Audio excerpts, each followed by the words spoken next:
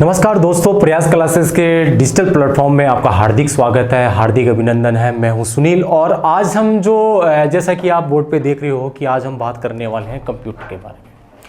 देखिए, सबसे पहले तो मैं आपको एक बात बता दूं कि ये जो सब्जेक्ट है, इस सब्जेक्ट के बारे में पहली बात तो ये बता दूं कि आज वर्तमान समय में जितने भी कॉम्पिटिशन जो क्लासेज के एग्ज़ाम होती है, उन एग्ज़ाम में इस सब्जेक्ट से क्वेश्चंस बनते हैं।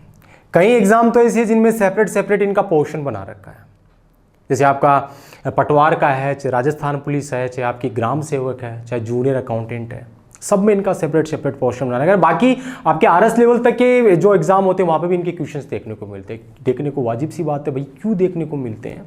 क्योंकि वर्तमान समय है डिजिटाइजेशन का, और डिजिटाइजेशन शब्द में ये आपका कंप्यूटर होना बहुत वाजिब सी बात। अब देखो, बात ये है कि देखिए कि अपने जो जितने राजस्थान पुलिस है, पटवार है, अब राजस्थान पुलिस की वैसे एग्जाम की डेट भी अभी डिक्लेयर कर दी गई है। तो देखिए कि ये अपनी जो कंपटीशन एग्जाम में एक तो देखिएगा इस कंप्यूटर के बारे में पहली बात तो मैं आपको एक चीज़ बता दूं कि एक तो कंप्यूटर के बारे में जानना अलग चीज़ होती है, एक होता है कि अपनी कंपटीशन एग्जाम में इसके क्वेश्चंस कैसे पूछे जाते हैं। और अपना देखिएगा, अपना सीधा सा ये है कि हमारा जो मोटिव ये है वो यही रहेगा कि कंपटीशन एग्जाम में इसके क्वेश्चंस कैसे पूछे जाएंगे, वो सबसे बड़ी चीज़ है, वो मैं आपको बताऊं। तो देखो, ये तो बात हुई कि इस कंपटीशन एग्जाम में इस सब्जेक्ट का जो इंपॉर्टेंसी है, वो इंपॉर्टेंसी क्या है, वो मैंने आपको बताया कि ये सब्जेक्ट बड़ी ही क्रूशियल सब्जेक्ट है। ये आपके सिलेक्शन को बना भी सकती है और बिगाड़ भी सकती है। और दूसरी चीज़ मैं आपको एक और बता दूं कि ये जो सब्जेक्ट है, इस सब्जेक्ट के ये फोकट के नंबर होते हैं सब्जेक्ट के, चाहे आपके राजस्थान पुलिस में हो, चाहे आपके पटवारी की एग्जाम में पटवारी में हो। ये जो क्वेश्चंस है, ये इनके क्वेश्चंस आते हैं सारे फोकट के। या बोलेंगे फोकट के कैसे, मैं कहूँगा बिल्कुल ये लिमिटेड सिलेबस है और इस सिलेबस में फिक्स क्वेश्चंस होते हैं जो बनते हैं। सिलेबस वही है, उसी सिलेबस से क्वेश्चंस बनेंगे, बस थोड़ा सा इसको समझना, ध्यान रखना जो है। बाकी सारी चीज़ें वही चीज़ें हैं, मैं सारी चीज़ें बताऊँगा, जो चीज़ें वो थ्रू आउट सारी एक एक चीज़ें आपको लेके सारी चीज़ें क्लियर करवा दूँगा। बस ये है कि एक चीज़ का ध्यान रखिएगा कि मैं जितना आपको बताऊं उसका ध्यान रखिएगा, और जितना मैं आपको क्लास में कराऊं उसको अपडेट रखिएगा। बाकी जितने क्वेश्चन अपने कंपटीशन एग्जाम में आ चुके हैं, कैसे क्वेश्चन बनेंगे, टॉपिक बाय टॉपिक में हर चीज़ आपको क्लियर कर दूंगा। तो देखो बात ये है कि इस कंपटीशन एग्जाम में इस सब्जेक्ट के बारे में, इसकी इंपॉर्टेंसी और क्या इसके बारे में। अब देखो, बात ये है कि कोई भी कंपटीशन एग्जाम की तैयारी हम करते हैं तो देखिए, इस कंप्यूटर सिलेबस या कंप्यूटर है, इसके बारे में देखिए सबसे पहली चीज़ तो ये कि हमें पढ़ना क्या है। हमें एक्चुअल में कंप्यूटर तो बहुत बड़ा है, इसमें बहुत सारे टॉपिक्स, कंप्यूटर नाम छोटा सा लेकिन बहुत सारी चीज़ें आती हैं इसमें। तो इसमें देखिए, अपने जो सिलेबस की बात करें तो देखिएगा, मैं आपको एक बात बता दूं कि राजस्थान पुलिस हो, चाहे पटवारी हो, चाहे ग्राम सेवक हो, चाहे जूनियर अकाउंटेंट हो, आपको कंप्यूटर कोई अलग पढ़ने की जरूरत नहीं है। कंप्यूटर यही है, यही आपके राजस्थान पुलिस में सिलेबस है, यही आपके पटवारी में, ये आपके ग्राम सेवक, आपके जूनियर अकाउंटेंट में। ये बस क्वेश्चन का वेटेज बदलता है, क्वेश्चन का वेटेज अलग अलग है कि किसी में 1 नंबर, किसी में आधा नंबर, किसी में आपका 3 नंबर। तो देखो, ये चीज़ें हैं जो अपने सिलेबस के अंदर। अब सिलेबस की बात करें तो देखिएगा, वही चीज़ें हैं कि बेसिक फंडामेंटल की बात की जाए तो अपना जो बेसिक फंडामेंटल है, जिसमें आपके जितने भी इनपुट डिवाइस, आउटपुट डिवाइस, ये सारे आ जाते हैं इसके अंदर। इसी में आपका सॉफ्टवेयर का पोर्शन आ जाता है, मेमोरी का पोर्शन आ जाता है। और आगे बात करें तो देखिएगा कि इसी के सिलेबस के अंदर, चाहे राजस्थान पुलिस, पटवारी, दिल्ली पुलिस, सब के अंदर एक ये सिलेबस यही कॉमन है। एक टॉपिक और डाल रखा है जिसमें आपका एमएस ऑफिस का टॉपिक डाल रखा है, जिसमें आपका एमएस वर्ड, एमएस एक्सेल और एमएस पावर पॉइंट। ये बड़े ही इंपॉर्टेंट टॉपिक है, सबसे वेटेज वाले टॉपिक है, क्योंकि बात ये है कि भैया इन टॉपिक के बारे में, ये प्रैक्टिकल बेसिस टॉपिक है, क्योंकि आपको जो भी आपको काम करना है वो इन्हीं टॉपिक के ऊपर आपको करना है। तो हम डिटेल से इनकी बात करेंगे, MS Word, Excel, PowerPoint के बारे में। फिर उसके बाद में अपना एक टॉपिक बचता है जिसका नाम होता है इंटरनेट का, जो नेटवर्किंग टेक्नोलॉजी जुड़ा हुआ है, जो बिल्कुल ही वर्तमान समय में चर्चित पॉपुलर टॉपिक है, जिसके बारे में एग्जाम में क्वेश्चन पूछा जाता है। इसी में वो ईमेल से संबंधित शब्दावली वो सारी इसी में आएंगी जो अपने सिलेबस में डाल रखी है। फिर अपना एक लास्ट टॉपिक और बचता है, वो होता है कंप्यूटर का इतिहास, कंप्यूटर की जनरेशंस। तो ये कुल मिलाकर अपना एक सिलेबस हुआ, और इसी सिलेबस के अकॉर्डिंग जो आगे कहानी हम बात करने वाले हैं, एक एक करके सभी हम एक एक टॉपिक को लेंगे, पूरे सिलेबस को हम कंप्लीट करेंगे। ठीक है, तो इसी को हम लेते हुए हम क्लास को स्टार्ट करते हैं। तो बिल्कुल बेसिक लेवल से लेकर जितने भी हायर लेवल तक के जितने भी क्वेश्चंस बनते हैं वो सारे क्वेश्चंस मैं आपको बताऊंगा। बस ये कॉन्सेंट्रेट करना, ध्यान से सुनना, कोई सी चीज़ समझ में ना आए तो मुझसे दोबारा पूछ लेना, बस इस चीज़ का ध्यान रखना। तो कर दें स्टार्ट। तो देखिए आज तो देखिएगा कि कंप्यूटर के बारे में देखिएगा, सबसे पहले हम बात करें बेसिक चीज़ क्या है कि कंप्यूटर क्या होता है। तो देखिए कंप्यूटर क्या होता है, तो इसकी परिभाषा बोले तो सब बता देंगे भैया कंप्यूटर क्या होता है कि कंप्यूटर एक ऐसी इलेक्ट्रॉनिक मशीन जो यूजर से इनपुट लेती है, प्रोसेसिंग करती है और आउटपुट देने का काम करती है, वो कंप्यूटर कहलाता है। सीधी सिंपल सी परिभाषा जो मैंने बताई। यही चीज़ में अगर मैं डायग्राम के रूप में शो करूं तो मैंने क्या बताया कि कंप्यूटर एक ऐसी इलेक्ट्रॉनिक मशीन जो यूजर से इनपुट लेती है। अब इनपुट लेने के लिए कंप्यूटर में क्या लगे थे, बोले गुरुजी इनपुट लेने के लिए कंप्यूटर में कीबोर्ड लगा होता है, माउस लगा होता है, आपका जॉयस्टिक हुआ, स्कैनर हुआ, सारे इनपुट, इन सभी को बोला जाता है आपका इनपुट डिवाइस। मतलब इनपुट डिवाइस के द्वारा जो भी इनपुट दिया जाएगा वो इनपुट डिवाइस के द्वारा, यूजर ने जो भी इनपुट दिया वो इनपुट डिवाइस। इस इनपुट पे जो भी प्रक्रिया होती है प्रोसेसिंग बोलते हैं। ध्यान से सुनो, प्रोसेसिंग। मैंने क्या बोला कि कंप्यूटर एक ऐसी इलेक्ट्रॉनिक मशीन जो यूजर से इनपुट लेती है और उस पर प्रक्रिया करती है, प्रोसेसिंग करती है। और कंप्यूटर में जो प्रोसेसिंग करने का जो काम होता है वो कौन करता है, जिसे सीपीयू बोलते हैं। ये नाम लिखते ही आप भी माइंड में आ गया, बोला गुरुजी सीपीयू तो सब जाना, मैं सीपीयू का मतलब है सेंट्रल प्रोसेसिंग यूनिट। मैं कहूंगा बिल्कुल सही, सेंट्रल प्रोसेसिंग यूनिट ही होता है। ये क्यों पता है आपको? पता है आपको कि ये इसलिए पता है कि एग्जाम में बहुत बार क्वेश्चन आ चुका है सीपीयू से। सीपीयू का मतलब होता है सेंट्रल प्रोसेसिंग यूनिट, बहुत बार आ चुका है, तब आपको पता है सीपीयू की फुल फॉर्म। लेकिन बच्चों मेरी बात ध्यान से सुनना कि सीपीयू से यही क्वेश्चन नहीं बनता कि सीपीयू की फुल फॉर्म क्या होती है। बहुत बेसिक क्वेश्चन बन गया सीपीयू से, और भी कई तरीके के क्वेश्चंस बनते हैं जो मैं आपको बताऊंगा। अभी आपको पता है कि जो प्रोसेसिंग करने का काम होता है वो कौन करता है भैया, सीपीयू करता है। और प्रोसेसिंग के बाद में जो प्रक्रिया के बाद में जो भी परिणाम आता है उस परिणाम को यूजर को दिखाने का काम, मतलब शो करने का काम कौन करते हैं? बोले गुरुजी शो करने का काम तो अपना मॉनिटर करता है, स्पीकर है, प्रोजेक्टर है, प्रिंटर है, ये करते हैं। तो इन सभी को बोल दिया जाएगा आउटपुट डिवाइस। ठीक है, जो परिभाषा मैंने आपको बताई थी वो मैंने बोर्ड पे यूं की यूं लिख दी कि कंप्यूटर एक ऐसी इलेक्ट्रॉनिक मशीन जो यूजर से इनपुट लेता है, उस पर प्रोसेसिंग करता है और आउटपुट देने का काम करता है, वो कंप्यूटर कहलाता है। ठीक है, जो परिभाषा मैंने बताई थी सीधी सिंपल सी बात। अब मैं आपको बता दूं कि ये जो मैंने परिभाषा आपको बताई है, ये परिभाषा आपसे कोई एग्जाम में नहीं पूछेगा कि भैया कंप्यूटर की परिभाषा बताओ, ये नहीं आएगा। इंपॉर्टेंट चीज तो ये है कि हमारे लिए कि कंप्यूटर से अब इससे क्वेश्चंस कैसे बनते हैं एग्जाम में, वो ध्यान से सुनना। इस डायग्राम को देखते हुए आपको एक चीज तो क्लियर हो गई कि कंप्यूटर होता है वो बेसिकली तीन चीजों से, तीन इकाइयों से मिलकर बना होता है, जिसमें एक तो होता है आपका इनपुट इकाई, एक आपका प्रोसेसिंग इकाई और एक आपका होता है आउटपुट इकाई। तीन इकाइयों से मिलकर बना होता है, बेसिक सी बात है।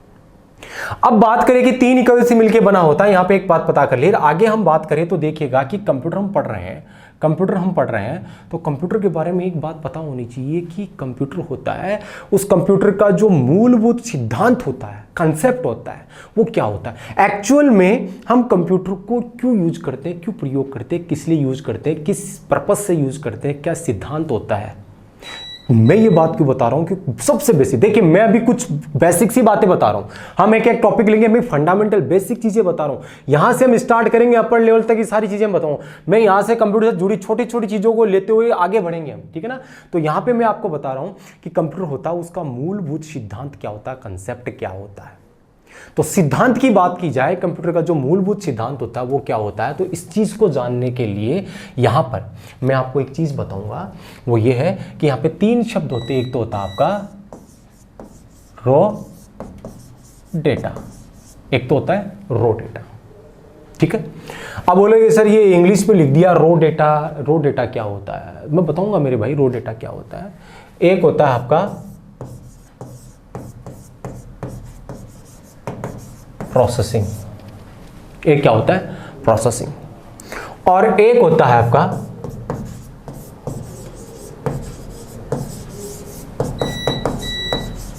इंफॉर्मेशन। ये तीन शब्द होते हैं। रॉ डेटा, जिसे क्या बोलते हैं हम, raw data. Raw data, raw data का मतलब क्या होता है, रॉ का मतलब क्या होता है कच्चा, डेटा का मतलब आंकड़ा, कच्चा आंकड़ा। रॉ डेटा मतलब क्या होता है कि एक्चुअल में जो मीनिंगलेस डेटा होते हैं ना, जिनका कोई मतलब नहीं होता, वो रो डेटा कहलाता है। और अच्छी तरीके से समझे तो क्या होता है कि जो अव्यवस्थित डेटा जो यूजर कंप्यूटर को इनपुट के रूप में देता है, वो डेटा क्या कहलाता है? रो डेटा कहलाता है। मतलब अभी जो हमने 4+5 दिया, ये अव्यवस्थित रूप में है, कंप्यूटर इसको नहीं जानता, नहीं समझता है, तो कंप्यूटर संदर्भ में क्या हुआ? रो डेटा हुआ, रो डेटा हुआ। जब ये रो डेटा, कच्चा डेटा जो भी इनपुट दिया, इनपुट डिवाइस के थ्रू जब ये अंदर जाता, तो इस पे जो भी प्रक्रिया की जाती है, जो भी प्रक्रिया, उस प्रक्रिया को क्या कहते हैं? प्रोसेसिंग। क्या कहते हैं? प्रोसेसिंग। और प्रोसेसिंग के बाद में जो भी आउटपुट आता है ना, उस आउटपुट को क्या कहते हैं हम? इंफॉर्मेशन, या इसे बोलते हैं हम सूचना। क्या बोलते हैं हम? सूचना। इंफॉर्मेशन या सूचना। तो यहां पे हमारे लिए क्या हुआ कि कंप्यूटर का जो मूलभूत कंसेप्ट हुआ वो ये हुआ कि देखो यहां पे हमने 4+5 दिया, इस 4+5 का क्या निकल गया? 9। ये 9 हमारे लिए क्या है? इंफॉर्मेशन ही तो है, सूचना ही तो है। तो ध्यान से सुनना बच्चों मेरी, कि बात ये है कि कंप्यूटर का जो मूलभूत सिद्धांत होता है, कंसेप्ट होता है, वो यही होता है, वो यूजर को इंफॉर्मेशन उपलब्ध करवाना, सूचना उपलब्ध करवाना। ये सबसे बेसिक फंडामेंटल क्वेश्चन ये पूछा जा चुका है, और एक क्वेश्चन आता है बेसिक फंडामेंटल, कंप्यूटर का मूलभूत सिद्धांत क्या होता है? वो होता है यूजर को इंफॉर्मेशन उपलब्ध करवाना। हमारे लिए ये जो 9 आया है, ये क्या है? हमारे लिए ये एक सूचना ही तो है, एक इंफॉर्मेशन ही तो है। ठीक है ना? तो यहां पे हमने एक चीज और पता कर ली, कंप्यूटर का मूलभूत सिद्धांत क्या होता है, कंसेप्ट क्या होता है? वो होता है यूजर को इंफॉर्मेशन उपलब्ध करवाना। ठीक है, अब हम आगे बात करें तो यहां पे देखिएगा एक चीज और है, वो ये है कि कंप्यूटर हम पढ़ रहे हैं, तो यहां पे 2 बातें हमने पता कर ली। पहली चीज तो ये, कंप्यूटर होता है वो 3 मूलभूत इकाइयों से मिलकर बना होता है। एक आपका इनपुट इकाई, प्रोसेसिंग इकाई, और एक आउटपुट इकाई। ठीक है। दूसरा यहां पे हमने ये पता किया कि भैया कि कंप्यूटर होता है उसका मूलभूत सिद्धांत क्या होता है, तो भैया बोला कि कंप्यूटर का मूलभूत सिद्धांत है वो यूजर को इंफॉर्मेशन मतलब सूचना उपलब्ध करवाना, कंप्यूटर का मूलभूत सिद्धांत। अब तीसरी बात वो इंपॉर्टेंट ये है, वो ये है कि कंप्यूटर हम पढ़ रहे हैं, तो कंप्यूटर के बारे में एक बात जानना जरूरी है कि कंप्यूटर होता है वो केवल एक ही भाषा को जानता है, केवल एक ही भाषा को जानता है, एक ही लैंग्वेज को समझता है। और वो भाषा कौन सी होती है? तो मैं जैसे पूछूंगा तो आप सब बता दोगे मुझे उसका आंसर, मुझे पूरा पता है, पूरा विश्वास, आप बताओगे मुझे आंसर। और वो लैंग्वेज कौन सी होती है? आपकी 0-1, जिसे हम बाइनरी मशीनी डिजिटल जो लैंग्वेज बोलते हैं, वो आपकी होती है 0-1। कंप्यूटर केवल एक ही भाषा को जानता है, वो भाषा ये होती है, इसके अलावा किसी और लैंग्वेज को जानता ही नहीं है। आपकी हिंदी, इंग्लिश, फ्रांस, जापान, किसी लैंग्वेज को नहीं समझता, कंप्यूटर केवल एक लैंग्वेज को समझता है। तो यहां पे एक छोटा सा क्वेश्चन और बन जाता है, वो क्वेश्चन ये बनता है कि कंप्यूटर केवल एक लैंग्वेज को जानता है, वो लैंग्वेज कौन सी होती है? आपकी 0-1 बाइनरी भाषा। तो भैया यूजर तो होता है, वो तो इनपुट देता भैया अपनी भाषा के रूप में, 4+5 राम, श्याम, मोहन, ये अपनी भाषा में देता है। तो इसको कंप्यूटर नहीं समझता है, कंप्यूटर तो इसको समझता है, इसलिए इसको इसमें बदलना पड़ता है, बदलना पड़ता है।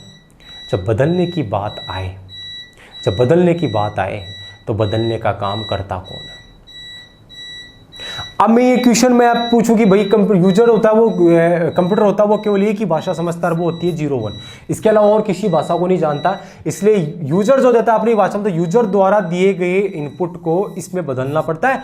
और बदलने की बात आती है तो बदलता कौन है? तो जैसे मैं क्वेश्चन पूछूं तो आपके माइंड में एक सवाल होगा कि शायद बदलने का काम आपने एक कंपाइलर सुना है, एक असेंबलर सुना है, एक इंटरप्रेटर सुना है। तो मैं कहूँगा कि भैया बिल्कुल ये नहीं है आंसर, आप जो सोच रहे हो ये बिल्कुल आंसर नहीं है भैया। कंपाइलर, असेंबलर, इंटरप्रेटर है, हम पढ़ेंगे इनके बारे में, जो सॉफ्टवेयर का टॉपिक हम लेंगे ना उनके बारे में। अभी केवल बेसिक इंट्रोडक्शन ही बता रहा हूँ, सीधे देखो बिल्कुल छोटी छोटी चीजें हैं जो अंदर से क्वेश्चंस बनते हैं वो मैं बता रहा हूँ।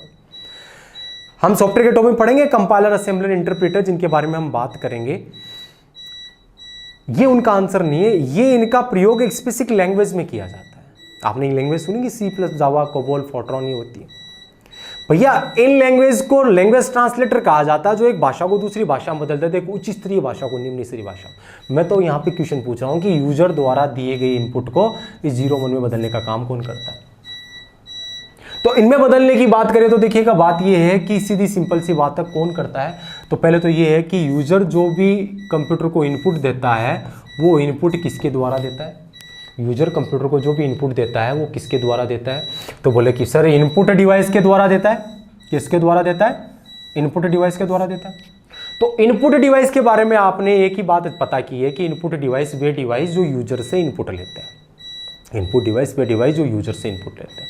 लेकिन एक बात और पता कर लेना कि इनपुट डिवाइस वे डिवाइस जो यूजर से तो इनपुट लेते हैं और उस इनपुट को किस में बदल देते हैं, मशीन समझने लायक भाषा मतलब 0-1 में बदल देते हैं। तो यहां पे एक बात और पता हमने कर ली कि यूजर होता है या कंप्यूटर होता है वो मैं एक ही भाषा को समझता, वो होती है 0-1, और इस भाषा में बदलने का काम कौन करते हैं, जितने भी अपने इनपुट डिवाइस होते हैं वो इस प्रकार का कार्य करते हैं, यूजर द्वारा दिए गए इनपुट को मशीन रीडेबल फॉर्म, मशीन समझने लायक भाषा 0-1 में बदल देते हैं। तो यहाँ पे कुछ बेसिक सी बातें थी जो मैंने आपको बताई, ये कुछ ठीक है ना। अब मैं आगे बात करें तो यहाँ पे हमने एक पता कर लिया कि बात की यूजर होता है, कंप्यूटर होता है वो केवल एक ही भाषा जानता, वो होती है 0-1, ठीक है ना। ये जो 0-1 होते हैं, ये नंबर होते हैं, तो यहाँ पे एक बेसिक सा क्वेश्चन ये बनता है कि किस तरीके से चेंज करता है। तो यहाँ पे एक सबसे बेसिक फंडामेंटल जो पिछली पटवारी के सिलेबस में तो ऐसा डाल भी रखा था, ये फंडामेंटल में आता है टॉपिक, एक बेसिक सा टॉपिक आता है जिसका नाम होता है नंबर सिस्टम। हम इसके बारे में हम बात करेंगे, लेकिन यहाँ पे हमने जो बातें की है वो आपको पता चल गई भैया, ये कंप्यूटर क्या होता है, कंप्यूटर किस सिद्धांत पे कार्य करता है, कंप्यूटर कौन सी भाषा को समझता है और इस भाषा में कौन बदलने का काम करता है, पता कर लिया। अब यहाँ पे आगे हम बात करें तो ये तो अपना कुछ बेसिक सी कुछ बातें थी जो मैंने आपको बताई। अब हम आगे बात करें तो यहाँ पे अपना जो सबसे बेसिक फंडामेंटल जो टॉपिक ये आता है कि जो कंप्यूटर जो समझता है वो 0-1 बाइनरी समझता। तो वैसे ही कंप्यूटर सिस्टम में जो नंबर होते हैं उनको बदलने के लिए नंबर सिस्टम के लिए एक टॉपिक दे रखा होता है नंबर सिस्टम। तो अपना एक जो टॉपिक है छोटा सा जिसका नाम होता है नंबर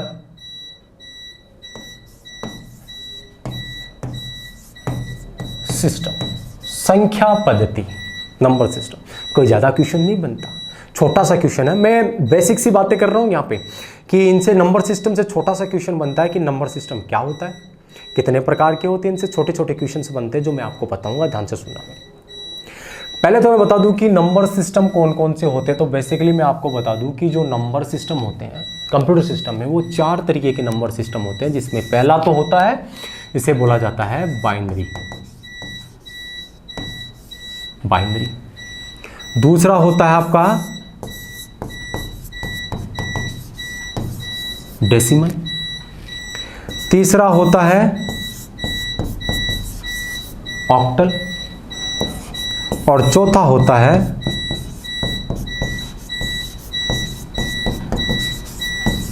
हेक्साडेसिमल। ये 4 तरीके के नंबर सिस्टम होते हैं कंप्यूटर में। डेसिमल हुआ, बाइनरी हुआ, डेसिमल हुआ, ऑक्टल और हेक्साडेसिमल। इनसे क्वेश्चन बेसिक सा ये बनता है कि नंबर सिस्टम कौन से होते हैं, तो भैया ये नंबर सिस्टम होते हैं बाइनरी, डेसिमल, ऑक्टल और हेक्साडेसिमल।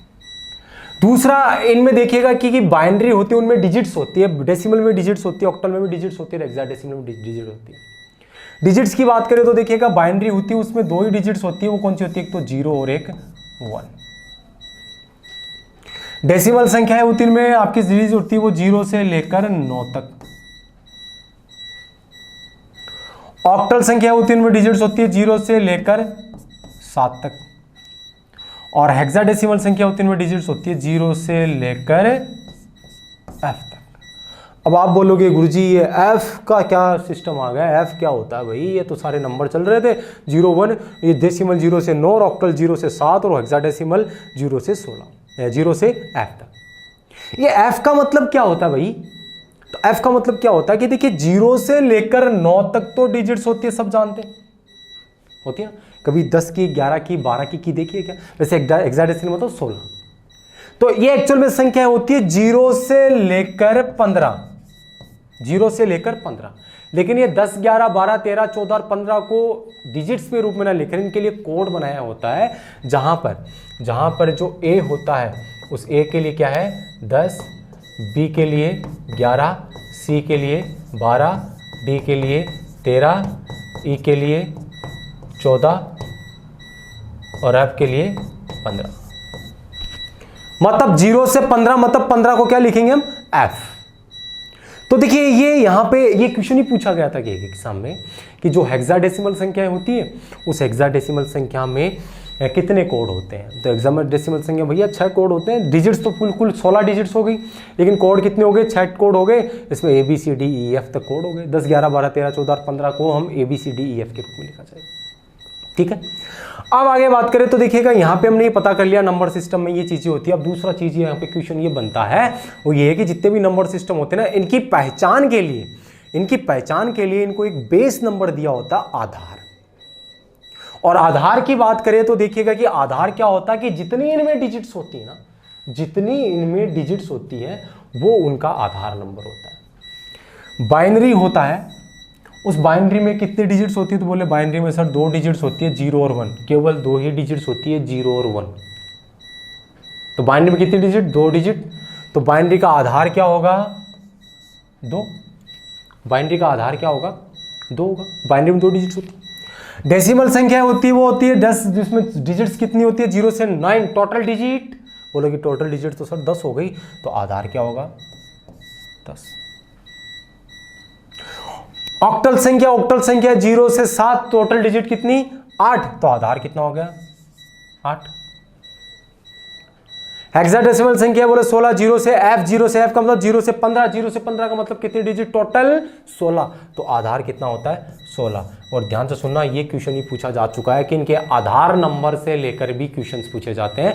बाइनरी का आधार, डेसिमल का आधार, ऑक्टल का आधार और हेक्साडेसिमल का आधार, ऐसे क्वेश्चंस पूछे जाते हैं। इनका ध्यान रखना है ऐसे क्वेश्चंस का, ठीक है ना। तो ये यहाँ पे एक नंबर सिस्टम का एक छोटा सा एक टॉपिक था, जिससे भी कंप्लीट तो नहीं हुआ, बहुत से क्वेश्चंस बनते हैं, लेकिन हम देखिए बेसिक क्वेश्चंस की बात करें, उन्हीं पे हम डिस्कस करेंगे। तो यहाँ पे इनसे क्वेश्चन देखो, पहला टाइप का क्वेश्चन तो ये बनता है कि नंबर सिस्टम कौन से होते हैं, उनका आधार क्या होता है, वो ये हेक्साडेसिमल का जरूर ध्यान रखना, हेक्साडेसिमल का क्वेश्चन पूछा जाता है। उसके बाद में आगे बात करें तो देखिएगा ये जो बाइनरी जो नंबर सिस्टम है ना, इससे एग्जाम में क्वेश्चंस बहुत बार आता है। जैसे मैं आपको एक क्वेश्चन पूछूं कि एक क्वेश्चन पूछा गया था कि भैया कि निम्न में से कौन सी एक बाइनरी संख्या नहीं है। ऐसा क्वेश्चन था कि निम्न में से कौन सी एक बाइनरी संख्या नहीं है, और ऑप्शन कुछ इस प्रकार से थे। इसमें पहला ऑप्शन था ये कि 0 0 0 0, दूसरा ऑप्शन ये था, दूसरा ऑप्शन ये था 1 1 1 1 1 1, तीसरा ऑप्शन ये था 0 1 0 2 1, और चौथा ऑप्शन था 0 1 0 1 1 1 0 1। ऐसे कुछ 4 ऑप्शन दे रखे थे। क्वेश्चन ये पूछा गया था कि भैया इनमें से कौन सी एक बाइनरी संख्या नहीं है। तो बोले कि सर बाइनरी संख्या इनमें से कौन सी नहीं है, तो बोले कि बाइनरी संख्या भैया कईयों के माइंड में ये चल रहा होगा, कईयों के माइंड में ये चल रहा होगा, लेकिन बोलूँगा इसका आंसर ये होगा, ये आंसर नहीं होगा। बोले कि क्यों? मैंने कहा कि बाइनरी संख्या होती है, इसमें 2 डिजिट्स होती है भैया, तो 0 और 1, 0 और 1, कितने भी 0 आ सकते हैं, कितने भी 1 आ सकते हैं, लेकिन 0 और 1 के अलावा कुछ नहीं आ सकता। यहां देखो क्या आया है, 2, तो इसका आंसर क्या हो गया? ये वाला हो गया, ठीक है, इसका आंसर क्या हो गया। इसी प्रकार ऑक्टल संख्या है, उस ऑक्टल संख्या से एक क्वेश्चन पूछा गया था कि भैया ऑक्टल संख्या निम्न में से कौन सी एक ऑक्टल संख्या है, निम्न में से कौन सी एक ऑक्टल संख्या है। ऑप्शन देता हूं, पहला ऑप्शन आपके सामने ये दे 191, दूसरा ऑप्शन आपको ये दे 182, तीसरा ऑप्शन ये दे 173, और चौथा ऑप्शन आपको ये दे 184।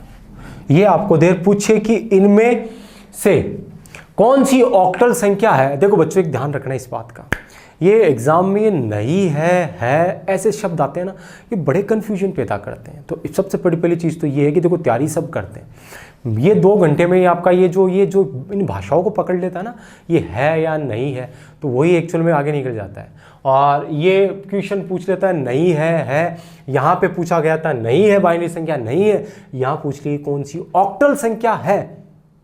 तो यहां पे ऑक्टल संख्या क्या बताई थी? 0 से लेकर 7 तक बताई थी ना, 0 7 बताई थी ना। तो भैया ऑक्टल संख्या में केवल 0 से 7 तक की संख्याएं आएगी, उसके अलावा कुछ नहीं आएगी। तो यहां पे क्या है, 9 आ गया, नहीं होगा भैया। यहां पे 8 आ गया, नहीं होगा भैया।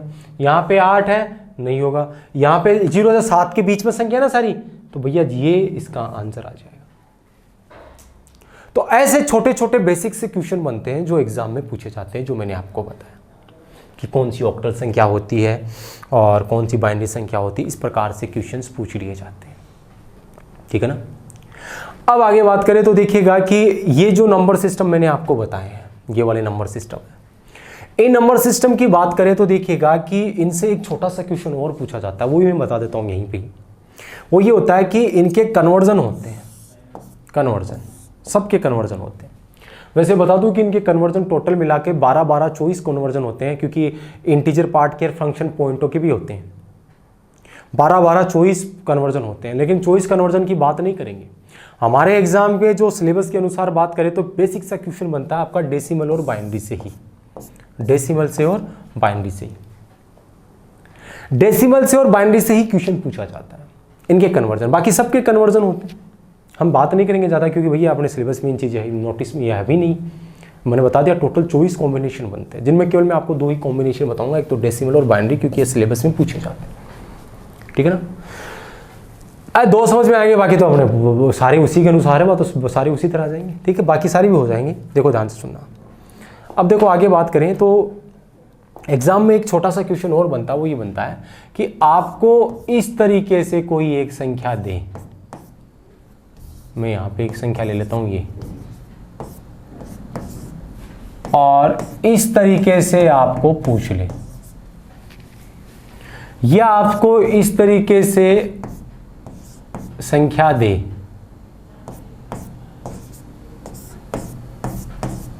और इस तरीके से आपसे पूछ ले। तो पहले तो ये चीज है कि क्वेश्चन को समझना बहुत जरूरी है कि क्वेश्चन एक्चुअली में पूछना क्या चाह रहा है। तो यहां पे हमने देखा कि 13 है, 13 के ब्रैकेट के नीचे लिखा हुआ है 10। 10 का मतलब क्या होता है?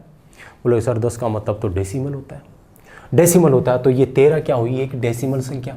और यहां पे क्वेश्चन मार्क और नीचे 2 लिखा है, तो 2 का मतलब क्या होता है? 2 का मतलब, बोले गुरुजी 2 का मतलब बताया था आपने, 2 का मतलब बाइनरी।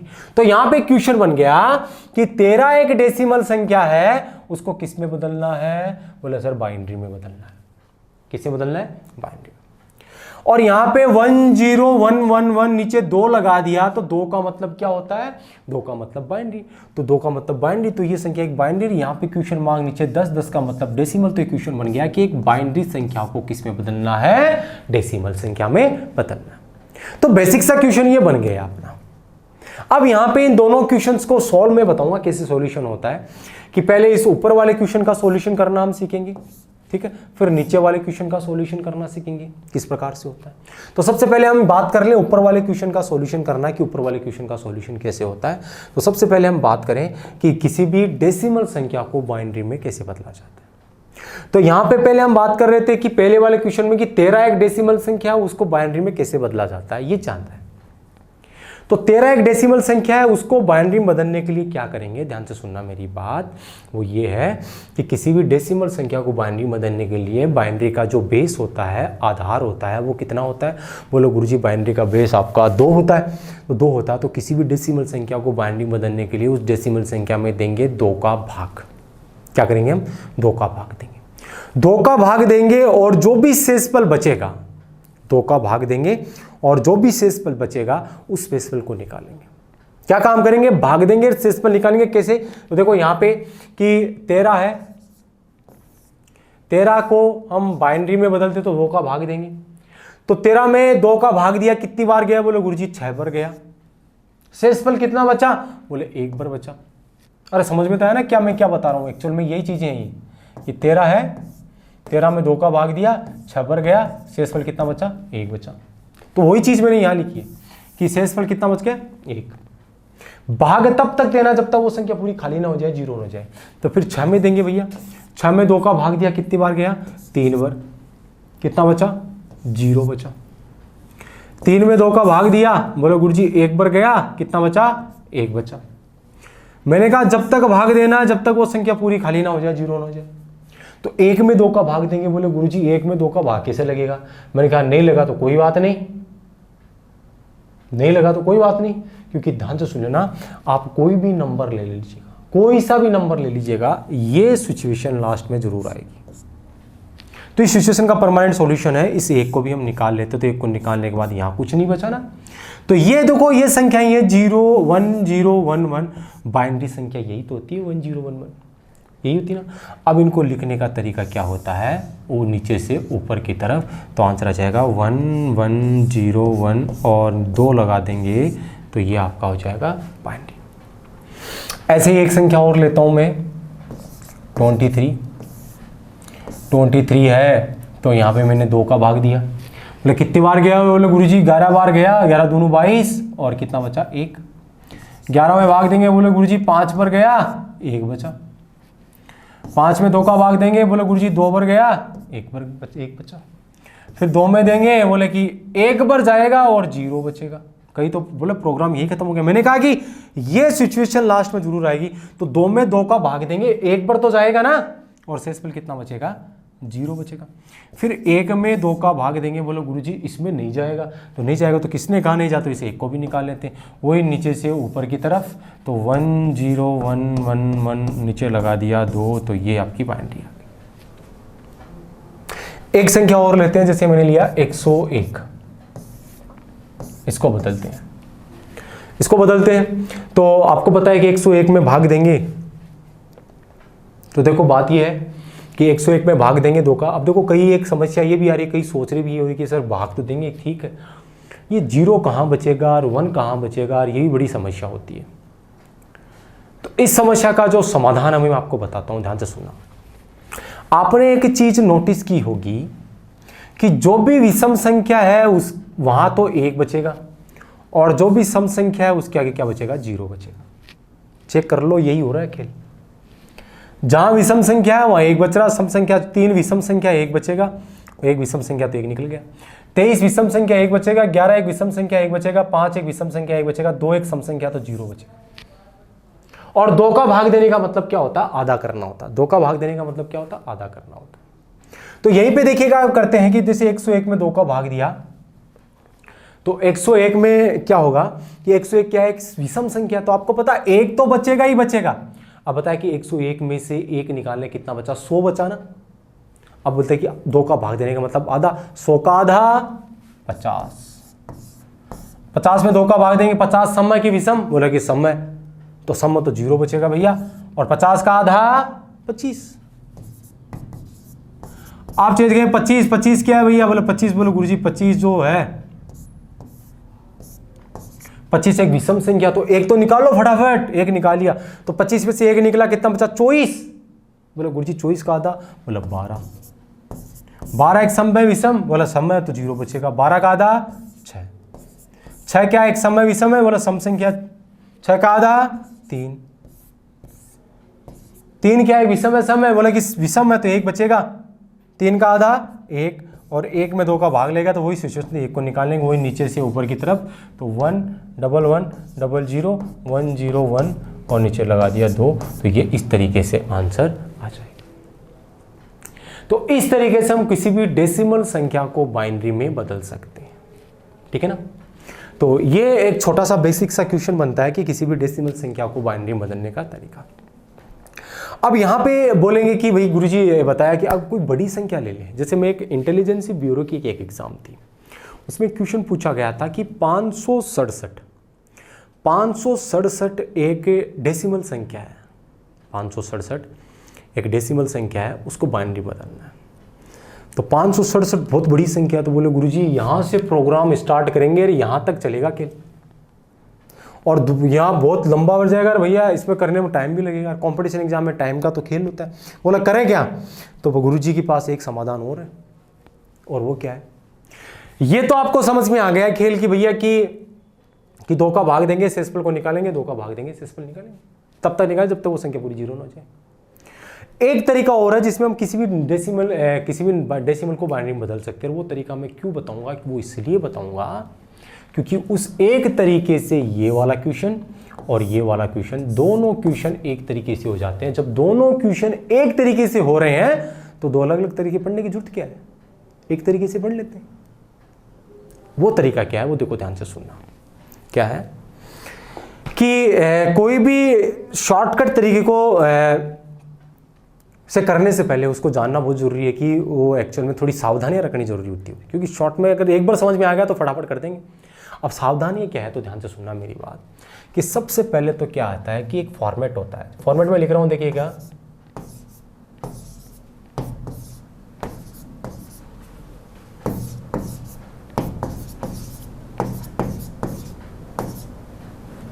ये बोला 1 2 4 8 16 32 64 28 256। आप तो समझ गए होंगे खेल क्या हो रहा है। बोलो गुरुजी तो डबल हो रहा है, 1 का 2 2 का 4 8 16 32 64 28 256 512 1024। बोर्ड थोड़ा कम पड़ गया ना, आगे और लिख देता मैं तो 512 1024 2048 कुछ भी।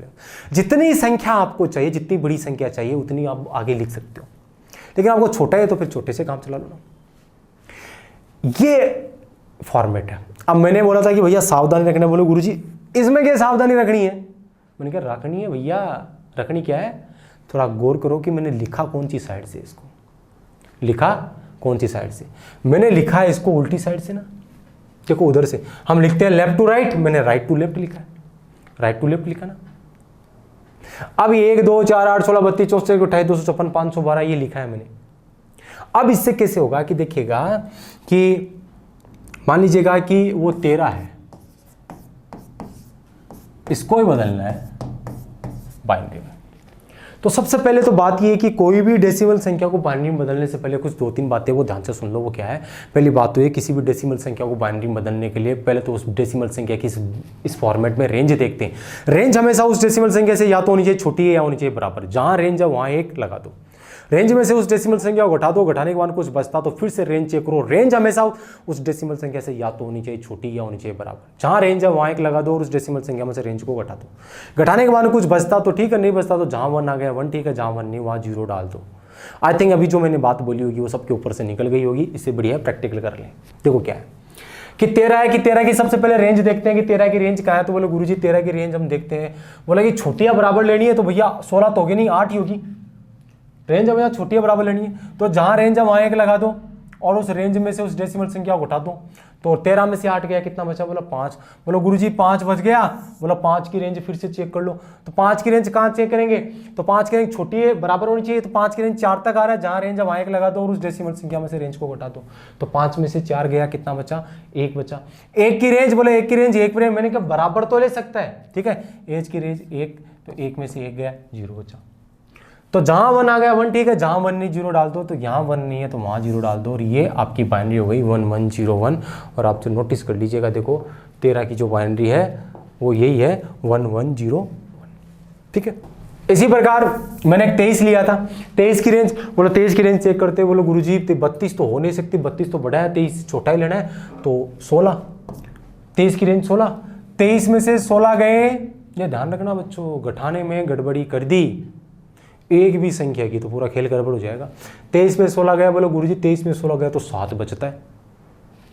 7 की जगह 8 बचा दिया, 9 बचा दिया, 6 बचा दिया, गड़बड़ हो जाएगा। तो 23 में 16 गया, बोले 7। 7 की रेंज, बोले गुरुजी 8 तो हो नहीं सकती, 7 की रेंज 4। 7 में से 4 गया, बोले 3। 3 की रेंज, बोले 2। 3 में से 2 गया 1। 1 की रेंज 1। 1 में से 1 गया 0। तो जहां 1 नहीं वहां क्या डाल दो? 0 डाल दो। और ये यहाँ पे 23 की देखो बाइनरी 1 0 1 1 यही होती है, ठीक है। तो इस फॉर्मेट से हम किसी भी बाइनरी संख्या, डेसिमल संख्या को बाइनरी में बदल सकते हैं, ठीक है ना। अब देखो यहाँ पे हमने ये तो पता कर लिया भैया, एक और निकाली थी 101 की। 101 की और निकालते हैं। 101 की रेंज, बोलो गुरुजी 128 तो 164, 64 यहाँ लगा दो। 101 में से 64 गया, 100 में से 64 गया, 36, 36 में एक जोड़ा 37, तो 101 में 64 गया 37। 37 की रेंज, बोलो गुरुजी 32। 37 में से 32 गया, बोला 5। 5 की रेंज, बोलो गुरुजी 4। 5 में 4 गया 1। 1 की रेंज 1। 1 में से 1 गया 0, ठीक है ना। तो जहाँ 1 नहीं वहाँ 0 डाल दो। यहाँ नहीं यहाँ डाल दिया, यहाँ नहीं यहाँ डाल दिया, यहाँ नहीं यहाँ डाल दिया।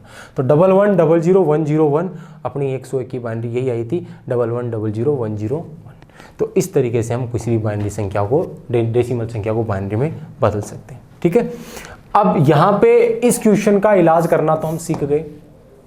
अब इस क्वेश्चन का इलाज करना हम सीखते हैं कि इस क्वेश्चन का इलाज कैसे होता है। मैं इसी फॉर्मेट से इस क्वेश्चन का इलाज ही बता दूंगा।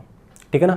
इसको वैसे इसको निकालने का अलग तरीका होता है, इसको भाग दे के निकाला जाता है, इसको गुणा करके निकाला जाता है। भाग गुणा में नहीं फंसना हमें, मैं उसी फॉर्मेट से निकालूंगा इस क्वेश्चन को। ध्यान से सुनना कि इसी से निकालेंगे कि मान लीजिए वो क्वेश्चन क्या था, वो क्वेश्चन ये था कि 10111 ये एक बाइनरी संख्या, इसको किस में बदलना है, डेसिमल संख्या। डेसिमल को बाइनरी में बदलने का वाला खेल तो आपको समझ में आएगा। बाइनरी को डेसिमल में कैसे बदलता है, इसी फॉर्मेट से बदलेंगे। कैसे बदलेंगे, ध्यान से सुनना। देखिए कैसे बदलते हैं। सबसे पहले चीज तो ये है कि देखिएगा कि जो आपको बाइनरी संख्या दी होती है, उस बाइनरी संख्या को देखो, ध्यान से सुना, कुछ बातें वो ध्यान रखना, बाकी खेल तो आपको समझ में आ जाएगा पूरा। जो बाइनरी संख्या आपको दे रही है, उस बाइनरी संख्या को इस फॉर्मेट के नीचे यूं कहीं उतार दो। कैसे, 10111 ये ना, इसको उतार दो। कितने डिजिट है, 4 2 5, तो 1 2 3 4 5 यहाँ तक है, तो लिख दो 10111। देखो मैंने कुछ नहीं किया है, यूं कहीं उतार दिया, 10111 यू उतार दिया ना। अब क्या करना है, जिस रेंज के नीचे 1 है उस रेंज को निकाल लो। तो 16 के नीचे 1 है, 16 को निकाल लिया। 0 वाला नहीं लेना है, 1 वाला लेना है। 4 के नीचे 1 है, 2 के नीचे 1 है और 1 के नीचे 1 है। इन सभी को जोड़ लो। 16 4 20, 2 22 और 1 23। आंसर आ गया। ऐसे हम कर सकते हैं। जैसे एक और मैं बताता हूं कि एक संख्या ये ले लेते हैं, चलो इसका निकाल। मान लीजिएगा एक क्वेश्चन आ गया एग्जाम में कि 11000101, एक बाइनरी संख्या, इसको बदलना है। तो वही फंडा लगा दो भैया, वही फंडा लगा दो। क्या है, लगा दो। कितने डिजिट है, 3 3 4 1 7 है, तो 7 मतलब यहां तक आएगा, तो उतार दो 11000101। यू की संख्या उतार दी ना, 1 वाले रेंज को ले लो, 64 प्लस 32 प्लस 4 प्लस 1। देखो 64 32 96 96 4 100 100 और 1 101 101 आंसर निकाल सकते ना। तो इस प्रकार से हम किसी भी डेसिमल संख्या को बाइनरी में और बाइनरी संख्या को डेसिमल संख्या में बदल देते हैं। ठीक है, तो ये यहाँ पे कुछ बेसिक फंडामेंटल चीज़ें थी। यहाँ पे ये बेसिक फंडामेंटल में जो मैंने कुछ बातें बताई हैं, तो ये आज तो हम इतनी ही बातें कर पाएंगे। आगे की बातें हम नेक्स्ट क्लास में, नेक्स्ट वीडियो में हम आगे की कहानी हम स्टार्ट करेंगे। ये कुछ बेसिक इंट्रोडक्शन था जो हमने बातें के लिए। आगे हम एक टॉपिक को लिखते हुए हम आगे की कहानी हम स्टार्ट करेंगे। तो आज के लिए इतनी बात, आगे बात अगले नेक्स्ट क्लास में। तो अगली क्लास में मिलते हैं। जय हिंद।